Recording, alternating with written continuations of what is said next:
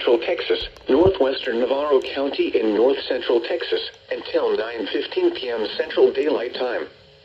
At 8:20 p.m. Central Daylight Time, a severe thunderstorm was located over Ennis, moving south at 15 miles per hour.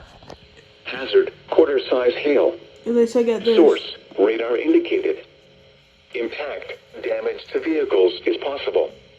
Locations impacted include Ennis, Blooming Grove, Bardwell, Alma, Berry, Bardwell Lake, Bryce, Garrett, Emhouse, Rieger Springs, Crisp, and Howard. This includes Interstate 45 between mile markers 235 and 256. For your protection, get inside a sturdy structure and stay away from windows. Agenda doubleheader. The current